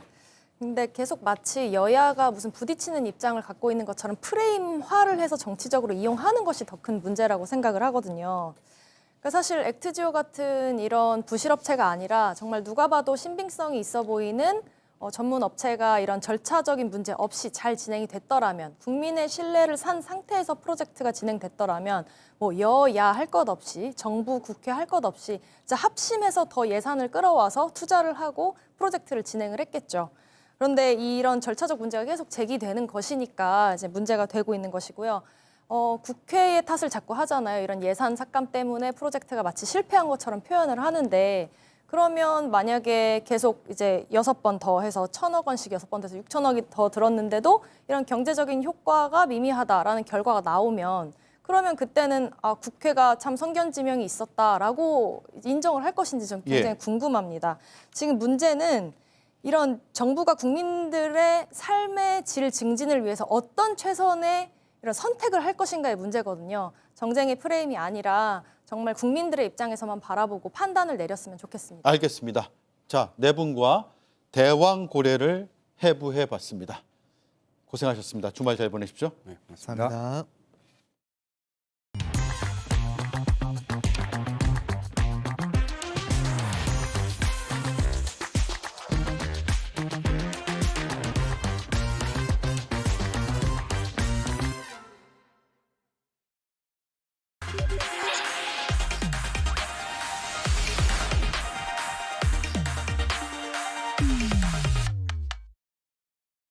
네, 오대영 라이브의 간판 코너를 시작하겠습니다. 단도직입입니다. 정치 고수, 금요일에 두 분입니다. 김병욱 전 더불어민주당 의원, 민현주 전 국민의힘 의원. 반갑습니다. 안녕하세요. 예, 자, 대왕고래 전문가인 김병욱 의원께 대왕고래 얘기는 하지 않겠습니다. 잠시 저희가 타이틀 도는 시간에 네. 내가 대왕고래 전문가인데 라고 하셔가지고 한 말씀 드려도 됩니까? 10초만요. 예. 사실 대왕고래의 문제점 중에 여러 문제점이 있는데요. 발표자와 발표 시간에 큰 문제가 있습니다. 예, 이런 10초 불확실한 예, 오늘 다룰 내용이 많기 때문에 네. 빨리 넘어가겠습니다. 이수진 앵커가 브리핑하겠습니다. 탄핵 심판의 핵심 쟁점인 국헌문란에 대한 증언들이 나오자 대통령은 단어 선정에서부터 반박을 시작했습니다. 사람이라는 이런 표현을 놔두고 또 의원이면 의원이지 인원이라는 말을 저는 써본 적이 없습니다. 아이러니하게도 이 말을 마치고 딱 1분 뒤 대통령 입에선 이런 말들이 쏟아져 나왔습니다. 이제 불필요한 인원을 통제한다는 목적으로 들어갔는데 약 15명, 20명이 안 되는 인원이 들어갔고 굉장히 많은 인원이 있다는 것을 홍장원 차장과 곽종근 전 사령관에서부터 탄핵 공작이 시작됐다는 주장도 펼쳤습니다. 김병주 TV 출연부터 바로 이 내란 프레임과 이 탄핵 공작이 저는 시작된 거로 보여지고요. 자, 그리고 오늘 서울구치소를 방문한 윤상현, 김민전 의원을 통해서 대통령은 메시지를 남겼습니다. 좌파 카르텔이 강력한데 모래알이 되어선 안 된다고 말이죠. 어제의 상황과 오늘의 말, 이 흐름들을 어떻게 해석할 수 있을까요? 네, 탄핵 공작이라는 표현을 썼거든요. 그러면 듣는 재판관들 입장에서는 공작에 의한 탄핵 심판을 지금 하고 있다는 것으로 들릴 수밖에 없는데 과연 이게 대통령한테 유리한 발언을 스스로 하는 것이냐라는 생각이 들어요. 오늘 민현주 의원께 먼저 드릴게요. 저는 굉장히 답답해요. 현재 심판을 보면서 무슨 전략과 무슨 계획을 가지고 저렇게 말씀하시는 건지 아니면 정말 준비 없이 그냥 그 상황에서 임기응변으로 지금 일관하고 있는 건지 변호인단뿐 아니라 윤석열 대통령 본인에 대해서도 굉장히 답답한 상황인데요. 특히 음모론이라는 거는 계엄을 누가 했느냐. 계엄이 먼저 나왔으니까 그 다음에 거기에 연루된 사람들이 뭐 민주당이든 어디든 유튜브든 방송에 나와서 이야기를 하고 있지 않습니까? 예. 계엄을 한 사람이 이것이 내가 나를 계엄을 몰아가는 음모론을 펼치고 있다라고 말하는 것 자체가 윤석열 대통령이 물론 이후에서는 자신감 있는 모습도 보이긴 하는데요. 논리적으로 지금 머릿속에서 이 상황 정리가 잘 안 되고 있는 거 아닌가. 지금 변호인단과 좀 더 심도 깊은 회의와 논의를 거친 다음에 이 변론에 임하는 것이 본인의 이 지금 헌재 관련된 그 재판에서 좀 유리하지. 안 그러면 이런 상황으로 흘러가면 이제 국민들께서 아, 윤석열 대통령이 혹시 어디가 불편한가, 어디가 정상적으로 사고 판단이 안 되는 상황이 아닌가, 이런 상황으로까지 몰릴까 봐 좀 심히 우려가 됩니다. 예, 그만큼 다급하다고 봐야 될까요? 네, 그런 부분이 분명히 있죠. 예, 음모론이나 공작이라는 표현은 없는 것을 전제로 하는 거 아니겠습니까? 국민 여러분들이 다 봤다시피 비상계엄 선언했고요. 계엄군을 동원해서 국회를 침탈했고요. 선관위 침탈했습니다. 모든 국민들이 다 봤는데 그것이 음모론이다 또는 공작이다, 아마 대부분의 국민들은 이해를 못할 겁니다. 저렇게 나오는 거는 헌법재판소가 사실 법리를 갖고 싸우는 거지 않습니까? 헌법을 위배했느냐, 헌법 수호 의지가 있느냐 없느냐, 그거는 무조건 지는 법정 싸움이죠. 예. 그러다 보니까 궤변과 그다음에 법기술, 뭐 이런 음모론, 그다음에 선전선동의 레토릭, 이런 것들을 계속 만들어서 극우 지지자들한테 확대 재생산하게끔 만드는 공간으로서 자꾸 이게 헌법재판소를 활용하고 있다고 봅니다. 예. 아마 헌법재판소 재판관들께서는 이 장면을 보고 정말 헌법재판소를 무시하고 능멸을 하는구나, 그런 생각을 아니할 수 없을 겁니다. 서부지방법원을 침탈했듯이 이 우리나라 사법부 자체를 부정하고 아마 헌법재판소의 판정에 대해서, 결정에 대해서 불복하기 위한 계속적으로 이런 그 명분을 쌓아가는, 자기들만의 명분이죠. 국민들에게 공감을 주지 못하는 예. 그런 작업을 하기 위한 헌법재판소 출석이고, 그리고 대통령 입에서 그런 말이 나오게끔 본인들도 노력을 하고 있고, 그것들로 하여금 지지자들을 결집시키는 수단으로 활용하고 있다, 이렇게 예. 생각을 하고 있습니다. 어제 6차 변론길에 곽종근 전 특전사령관이 나왔고요. 굉장히 중요한 지점에서 서로 완전히 엇갈리는 그런 진술과 증언들이 나왔는데, 두 분이 보시기에는 가장 중요한 장면은 어떤 장면이었을까요?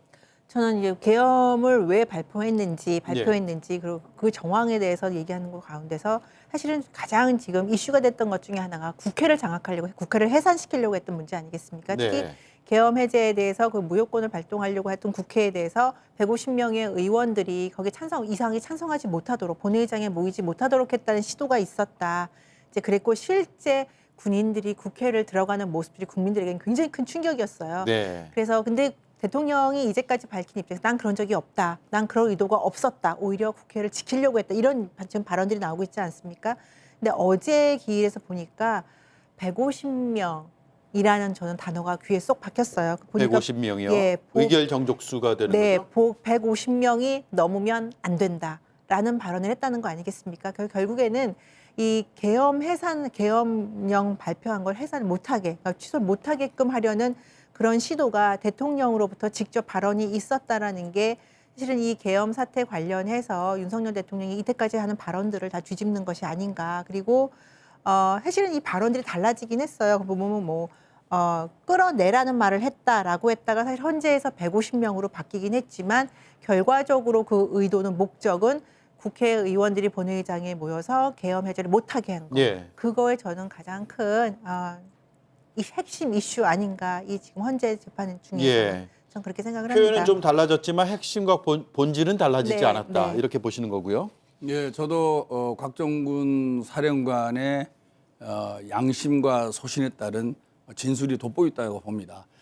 이진우나 여인영 전 사령관 같은 경우는 검찰에서 진술을, 공수처에서 진술을 공수처 또는 경찰에서 진술을 하였음에도 불구하고 헌재에서는 부인 또는 묵비권을 행사하지 않았습니까? 네.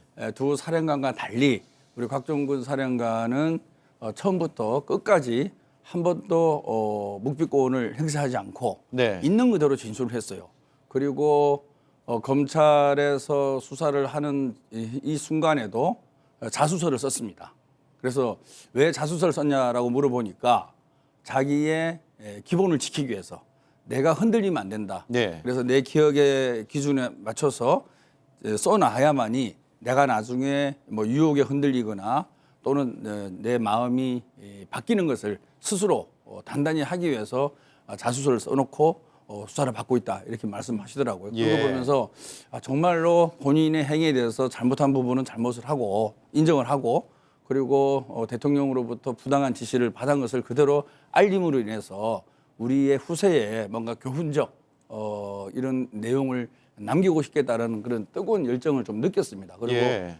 참다운 군인의 모습을 후배들에게 보여주기 위해서라도 정정당당하게 답변을 하고 또 그래도 군사 통수권자인 대통령을 앞에 두고 하는 발언이지 않습니까? 아무래도 좀 긴장이 될 텐데 그래도 윤석열 대통령 변호인단이 지속적으로 계속 추궁을 하지만 그래도 의결정족수를 저지해라. 문을 부숴더라도 들어가라. 그리고 예. 끌어내라. 이런 요구를 직접 대통령한테 들었다. 대통령이라는 세 글자를 본인의 입으로 얘기를 했습니다. 그 상당한 용기라고 보거든요. 그런 면을 봤을 때는 곽정근 사령관의 진실된 참 군인으로서의 모습을 우리 국민들이 봤다. 그래서 예. 앞으로도 부당한 명령에 대해서는 거부하고 국민을 위해서 일하는 군인의 모습을 보여주지 않았나 그런 생각을 했습니다. 네. 변론 기일이 이제 6번까지 진행이 됐고 정해진 기일은 2번 더 남았고 더 추가로 지정이 될지는 모르겠습니다만 6차 변론까지 마치고 나서 오늘 여당의 윤상현, 김민전 의원이 윤석열 대통령 접견을 다녀왔습니다. 왜 갔을까에 대해서는 굳이 제가 질문을 안 드리고 그 부분은 우리가 많이 다뤘습니다. 그런데 왜 접견 와서 여러 이야기를 쏟아내고 있는 것이냐, 대통령이 이 부분을 한 말씀씩만 듣고 갈게요. 이 여론전에 효과가 있다고 판단한 걸까요? 효과를 여부를 떠나서 지금 이제 국민의힘이나 지지율이 지금 어쨌든 유지가 되고 있잖아요. 사실은 예전 같았으면 지지율이 굉장히 낮아져야 되는 상황인데 예. 예상 외로 지지율이 높게 나타나고 뭐 그 숫자가 허수다 아니다라는 걸 논쟁을 떠나서 그리고 대통령을 중심으로 한 이 지지 세력이 뭉치고 있다라는 그 메시지를 계속 주면서 그 정점에 있는 대통령이 여전히 살아있다. 살아있다. 대통령은 살아있다. 그러니까 여러분들 흩어지지 마세요라는 메시지를 계속 주기 위해서 주요 정치인들이 대통령을 면회를 가고 네. 반 정치인들이 다시 그 대통령의 메시지를 전달하는 이런 정치를 보이고 있는데요. 과연 그게 진짜 실효성이 있는 것인지 국민의힘이 살아나고 윤석열 대통령이 이 탄핵 심판에서 살아올 수 있는 것인지와는 저는 다른 관계라고 봅니다. 예, 그렇군요. 말씀하셨으니까 그 윤상현 의원의 발언을 좀 듣고 나서 질문을 드릴게요. 모래알이 돼서는 안 된다라는 것을 대통령이 당부했다고 하는데 들어보시죠. 지금은 국가적으로 어려운 시기다.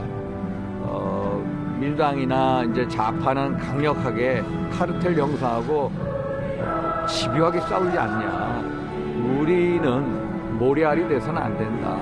좀 더 지금은 자유민주 체제 위기 아니냐. 그래서 좀 더 강력한 이런 자세, 견지가 중요한 게 아니냐. 이런 식의 어떤 우회적인 말씀도 있었습니다.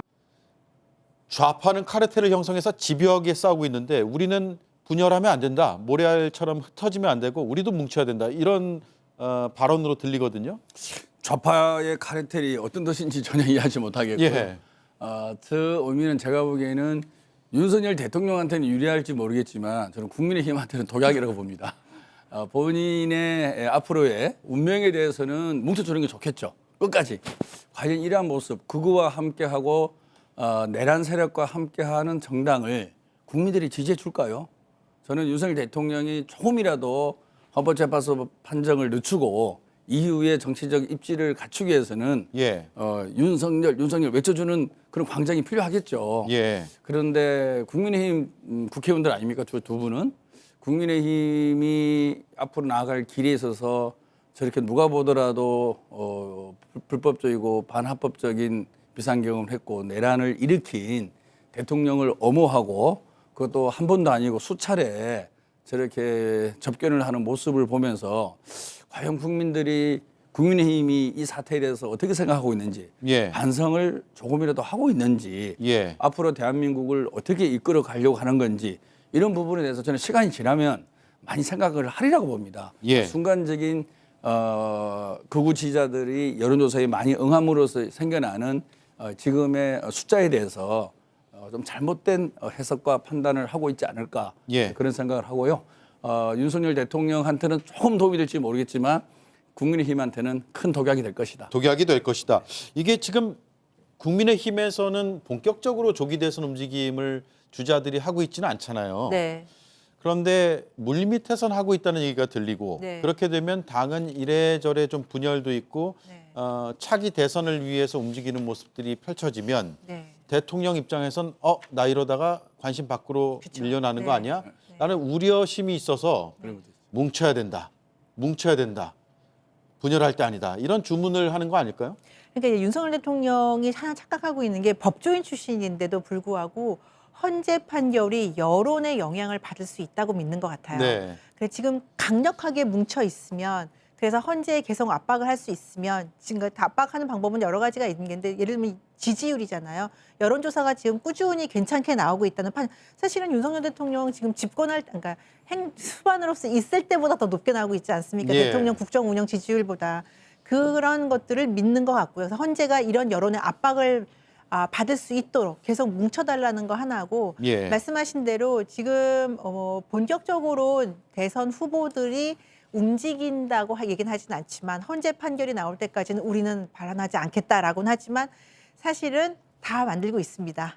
사람들도 모이고 있고요. 예. 캠프를 만들기 위한 움직임들도 사실 감지되고 있고요.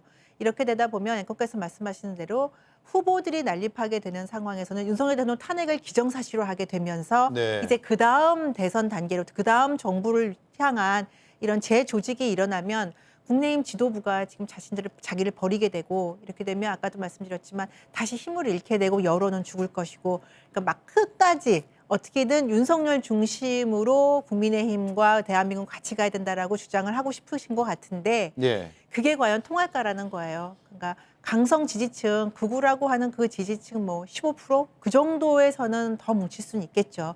근데 결국 그분들도 나중에는 국민의힘 중심으로 잡고 정권 재창출을 위한 그런 단계로 넘어갈 거기 때문에 윤석열 대통령이 여기서 할 수 있는 최선은 본인이 그렇게밖에 할 수 없었던 그 이유에 대해서 설명을 자세히 하되 반성하는 모습을 보이는 게 네. 사실은 국민의힘 정권 재창출에 가장 큰 도움을 주는 거다라고 저는 생각합니다. 알겠습니다. 자, 이 주제는 여기까지 다루고요.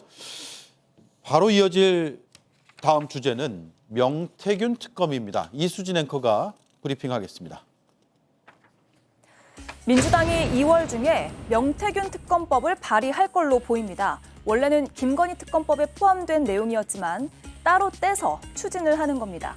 그런데 정치권에서 명태균 특검법이 추진이 되면 정치 구도가 개편될 수도 있다는 예측이 나오고 있습니다. 이 수사 내용 안에 들어있는 김건희, 윤석열, 홍준표, 오세훈, 이준석, 김종인, 그리고 윤상현, 김진태 등등 국힘당 관계자들은 어떻게 되는 것입니까? 네, 서영교 의원이 나열했던 인사 중에 일부는 조기 대선 전국에서 자칭, 타칭, 보수 대권 주자로 꼽히고 있습니다. 2월에 발의를 해서 만약에 통과가 된다면 이 특검법이 보수 대권 라인업에 영향을 줄 수도 있다는 해석이 나오고 있는데요.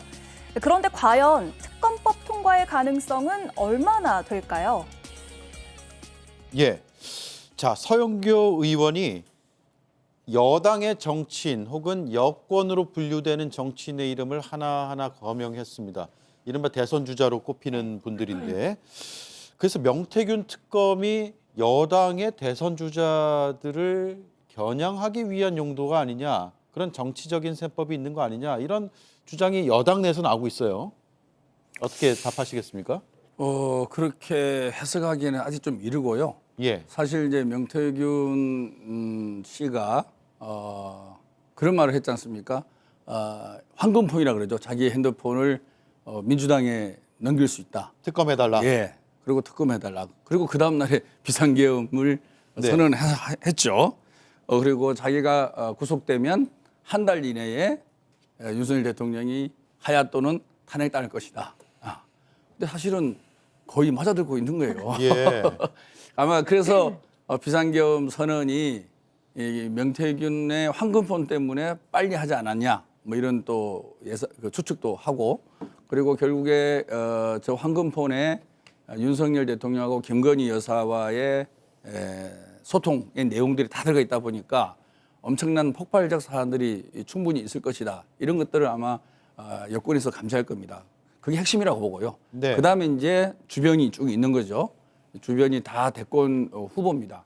사실 우리 민주당에서 이것을 뭐 그런 대권 후보를 견제하는 게 아니라 정말로 이 비상계엄과 김건희 그리고 이를 둘러싼 정말 비상계엄 전에도 많은 게이트들이 있지 않았습니까? 주가 조작이라든지 뭐 디올백이라든지 그리고 불법적인 여론조사 그리고 여론조사의 비용이 어떻게 처리됐는지 그리고 공천 과정의 개입 그리고 뭐 두산 에너빌리티를 비롯한 또 주가 관련된 대통령의 방문 뭐 여러 것들이 다 명태균 황금폰에 들어가 있는 겁니다. 네. 사실 그거는 우리가 자유민주주의의 기본 질서를 바로 세우는 측면에서도 반드시 규명이 돼야 되는 거거든요. 그리고 우리 사회를 정의롭게 해 나가기 위해서도 권력의 남용에 대해서는 견제와 규제가 들어가야 되는 거죠. 네. 그런 측면에서 이제 과거부터 우리가 쭉 명태균 특검을 얘기를 해왔는데 지금 이제 내란 특검이 계속 거부가 되고 김건희 특검도 거부를 하고 있지 않습니까? 그 속에서 이 두 가지 특검을 좀 더 보완할 수 있는 방법이 그래도 명태균 특검을 통해서 우리가 진실 규명할 수 있는 여지가 네. 좀 더 많지 않겠냐. 그리고 두 당사자에 대한 것이 아니라 명태균 특검을 하게 되면 좀 더 많은 의원들이 동의를 할 수 있는 그런 공간도 좀 열리지 않겠느냐. 네. 이런 측면에서 이 특검을 당론으로 결정된 건 아닙니다. 예. 추진할 의사가 좀 있는 것 같고요. 이에 대한 부차적인 효과로 그런 여권 후보들이 거론되는 거 그거는 뭐 저희하고는 알 바는 아니죠. 알 바는 아니고 검찰이 해 나가야 되는데 문제는 예. 지금 검찰 창원지검이 제대로 수사를 안 하고 있습니다. 처음에는 좀 열심히 하는 듯 하다가 네. 비상계엄 전후로는 거의 손을 놓고 있어요. 이거는 바람직스럽지 않은 거죠. 그래서 예. 뭔가 창원지검의 수사에 기대를 했던 국민들이 많이 실망을 하고 있는데 사실 이런 검찰이 수사를 제대로 안 하거나 잘못했을 때 발동하는 것이 국회에서의 특검법입니다. 그래서 네. 이거는 검찰이 일을 잘하고 있을 때 저희가 한다 그러면 알겠습니다. 혼선을 초래하는 거지만 지금 창원지검이 거의 일을 안 하고 있기 때문에 예. 지금 특검도 주요하게 검토할 필요는 있다. 이런 예. 말씀을 드리겠습니다. 제 생각에는 민주당이 이 명태균 특검 타이밍을 좀 앞당긴 것 같아요. 네. 대선이 본격적으로 시작되면 하려고 했는데 그리고 그전엔 내란 특검법으로 김건희 여사까지 타겟을 딱 하려고 했는데 이게 계속 막히고 있지 않습니까? 그러니까 그리고 이제 관련자들이 좀 구속된 경우도 있고요. 그래서 거의 더 이상 지금 내란 특검법 하는 건 실효성이 없겠다. 어차피 해봤자 거부권을 행사할 것이고 재의결을 해봤자 또 거부권 행사할 것이니까 그래서 아예 그냥 바로 대선으로 가자라고 전략을 바꾼 게 아닌가 싶고요. 대선 전략으로 이 명태균 특검법을 전 보신 대선 거예요? 전략이라고 봅니다. 왜냐하면 예. 지금 서영교 의원이 한 명 지금 국민의힘에서 유력한 대권 주자 후보로 나오고 있는 분들을 한 명 한 명 아주 꼭꼭 씹어서 말을 하잖아요. 이름을 딱딱 언급을 한단 말이죠.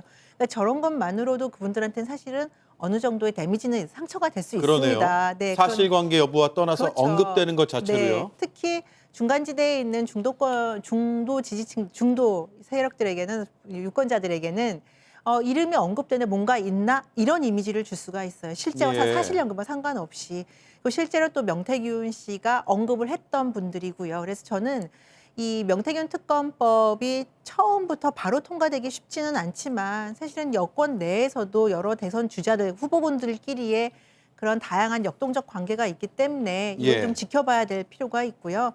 다만 국민의힘 입장에서는 너무나 부정적으로 생각할 건 없다. 어차피 한 번은 터질 것이라면 일찍 정리를 해서 문제가 되는 분들이 있다면 걸러지는 거고요. 아니면 억울하게 지금 언급되는 분들이 있다면 오히려 예. 더 깨끗하게 정리하고 검증받고 대선의 무대에 나갈 수 있기 때문에 저는 이 부분은 그렇게 국민의힘이 굳이 두렵게 생각할 필요는 없지 않나. 저 예. 개인적인 생각입니다. 대선 전략이 벌써 가동이 됐다라는 해석에 대해서 동의하세요? 근데 명태균 특검은 그동안 꾸준히 얘기가 나왔던 거 아니겠습니까? 그런데 윤석열 대통령이 아무도 예기치 못한 비상계엄 선언을 함으로 인해서 조금 딜레이가 된 거죠. 예. 이게 없던 거를 막 끄집어내서 우리가 자기적으로 하는 게 아닙니다. 명태균을 둘러싼 여러 가지 이 반헌법적이고 반법률적인 이런 정치 개입과 직권 남용의 모습이 드러나 있었는데 그걸 추진하려고 우리가 준비 중이었다가 비상계엄으로 인해서 늦춰진 것을 지금 다시 꺼내는 건데, 이걸 꺼내는 것을 정략적으로 보지 마시고 진실 규명이 제대로 안 되고 있으니, 이게 벌써 나온 지가 꽤 됐지 않습니까? 작년 10월부터니까. 그리고 창원지검에서 시작한 지도 꽤 됐고요. 근데 아직 뭐 본인의 구속 말고는 아무것도 없습니다. 본인과 김영선 전 의원을 구속시킨 거 말고는 아무런 성과를 내지 못하고 있습니다. 그런데 카톡 등에서 보면은 얼마나 많은 것들이 얘기가 있었습니까? 예. 그런 것들이 노출됐음에도 불구하고 수사를 아직 안 하고 있는 거죠. 이건 문제가 있는 거 아닙니까? 기존의 검찰이 수사를 안 할 때 특검이 나서서 수사를 하는 것은 지극히 당연한 거죠. 근데 창원지검 같은 경우에는 이제 명태균 사건을 담당하고 있는 창원지검 같은 경우에는 지금 대통령 헌재 판결이 지금 심의가 하고 있는데, 창원지검에서 뭘 해서 발표를 한들 그 주목을 받을 수 있을까? 이런 사실은 그 나름대로의 그 검찰 내부의 전략도 있을 것 같아요. 그래서 조금 기다리고 있는 게 아닌가라는 생각이 드는데, 아까 말씀드렸듯이 명태균 특검 자체를 민주당이 생각하고 있었죠. 계속 생각하고 있었는데 왜 이 타임인가라는 걸 보면은, 그러니까 제 개인적인 생각으로는 내란 특검이 막힌 상황에서 굳이 김건희 여사를 지금 타겟팅하느니 오히려 바로 그냥 대선으로 가서 국민의힘의 유력 대선 주자들, 특히 민주당에서 뭐 오세훈 시장이나 서울시장이나 이런 분들을 되게 두려워한다는 얘기들이 많이 나오고 있는데, 그런 평가들이 있는데, 그래서 뭐 홍준표 대구시장이나요, 이런 분들을 아예 직접적으로 타겟팅하는 것이 아닌가, 이런 의구심을 갖기에 충분한 특검법이라고 생각을 합니다. 자, 잠시만요. 네. 이렇게 제가 질문을 드려볼게요. 그러면 창원지검은 지금 수사를 하고 있는데 어느 시점이 되면 발표를 할 것이다라고 네, 보시는 네. 거고, 근데 대통령의 탄핵 심판 국면이 끝나서 조기 대선 국면으로 넘어간다고 전제한다면, 그때 창원지검이 무언가를 발표해도 선거에 굉장한 영향을 주는 것이 네. 되지 않을까요? 어떻게 보세요? 네, 이재명 후보 대표에 대해서는 사실 탈탈 털지 않았습니까? 수백 번의 압수수색과 그다음에 지금 재판도 받고 있고요.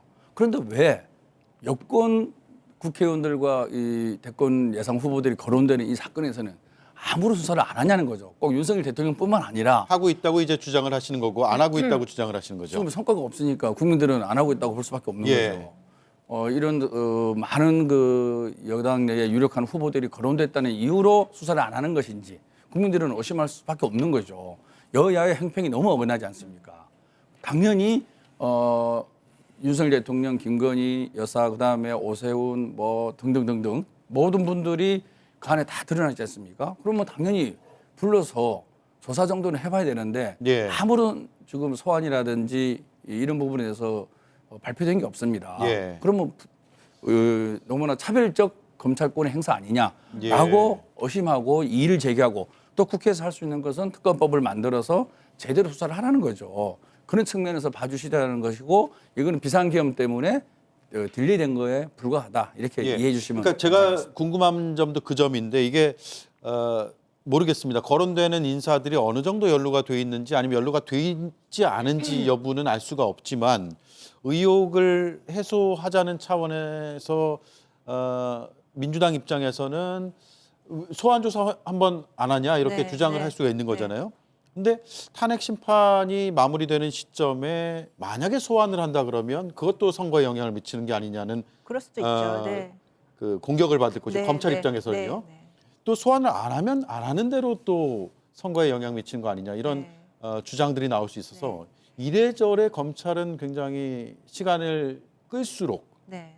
괴로워지는 거 아닐까요? 그러니까 사실은 검찰이 좀 더 신뢰도를 높인다면, 이전에 수사 속도를 한참 냈을 때 초반에 네. 그때 쫙 해서 결과가 나왔으면 사실은 국민의힘으로서도 민주당으로서도 저는 좀 깨끗한 상황이 됐을 거라고 생각을 해요. 근데 민주당이 검찰에 대한 신뢰도가 거의 바닥인 상황에서 창원지검의 수사 속도가 한 초반에 나다가 중간부터 사실 이제 좀 속도가 줄어들기 시작했고요. 그 와중에 지금 윤석열 대통령의 비상계엄 사태가 나지 않았습니까? 그래서 지금 중단된 상황인 건지 물밑에서 진행되고 있는 상황인 건지 저도 사실은 개인적으로는 알 수가 없는데요. 우리는 알 수가 없죠. 그렇죠. 알 수가 없는데 이야기는 하고 있는데 발표를 지금 못 하고 있습니다. 왜냐하면 워낙 여론에 지금 여론전의 명태균 사건보다는 윤석열 대통령에 초점이 가 있기 때문에 지금 못 하고 있는 상황이다라는 사실 그런 이야기들도 조금씩 나오고 있기 때문에요. 그렇게도 해석할 수 있죠. 그러니까 이런저런 오해를 받는 건 저도 창원지검의 문제라고 생각을 하는데요.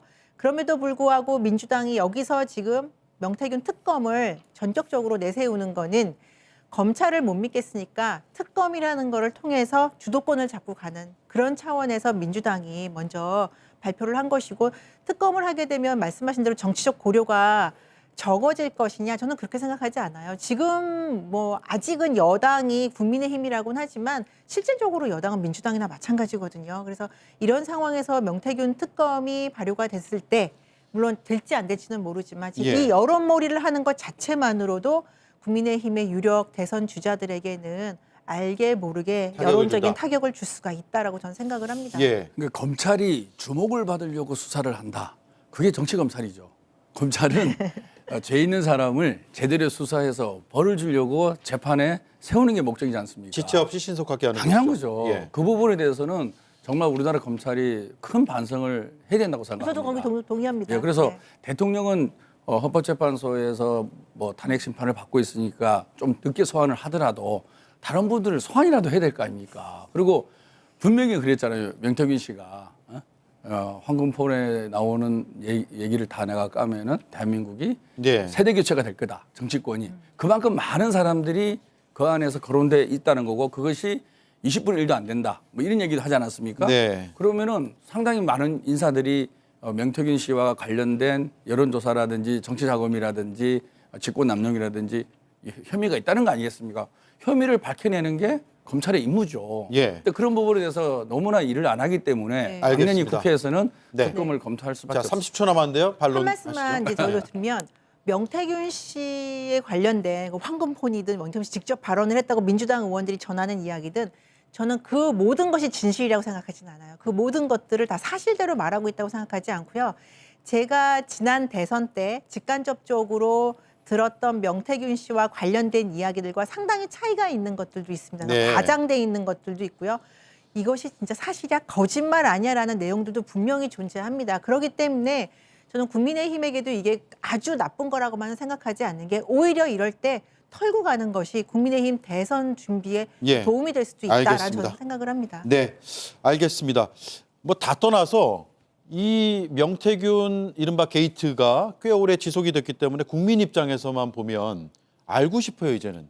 그래서 검찰이 지금 단계에서 어떤 상황인지까지만이라도 좀 국민들의 알 권리를 충족하기 위해서 좀 알려줬으면 좋겠다라는 생각이 듭니다. 다음 주에 뵙겠습니다. 고맙습니다. 사실 초콜릿과 견과류를 싫어하는 사람은 없을 것 같아요. 카카오랑 헤즐넛이 아주 조화로워서 디저트로 먹기 좋은 제품입니다. 행복은 초콜릿으로부터. 차이를 만드는 디테일. 질레트 랩스로 자신 있거나 아니거나, 여유 있거나 아니거나, 각 질소, 숨은 수염까지 확실하게 하루 종일 깔끔한 면도. 질레트 랩스 딥 클렌징 바. 레드 카멜리아 추출물을 함유한 포뮬러가 피부를 효과적으로 케어해줍니다. 하나의 에센셜 세럼. 날마다 피부는 더욱 매끈해 보이며 어린 생기로 빛납니다. 니메홍 안드 샤넬 레드 카멜리아 세럼.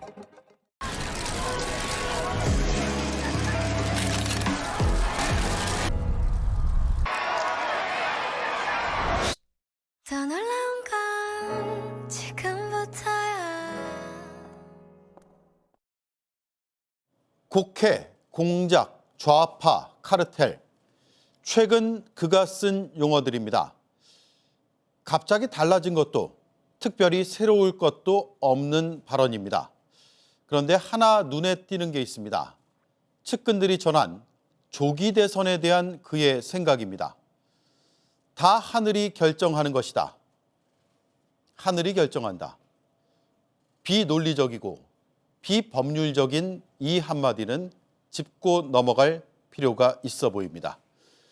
조기 대선이 이뤄진다면 그건 하늘이 결정하는 것도, 하늘을 넘어 우주의 기운이 결정하는 것도 아니며, 본인의 행위가 초래한 것이자 그 행위에 대한 헌법적, 법률적 심판이 결정하는 겁니다. 본질을 흐리고 곡해될 수 있는 이 한마디를 4글자로 줄이면 어불성설입니다. 앵커 한마디였습니다. Mr. President, your inner circle has been compromised. I dedicated my entire life to to this job. 모두를 열광시킬. I know what it's like to feel you have something to prove. 새로운 캡틴. 역대급 액션. 압도적 전율. Show the world I've changed.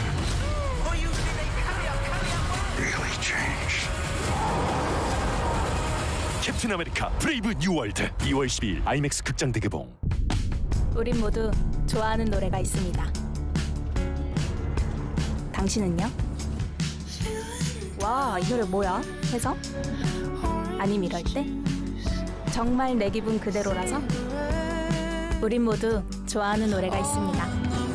근데 그게 아직 한 번도 들어보지 못한 노래라면?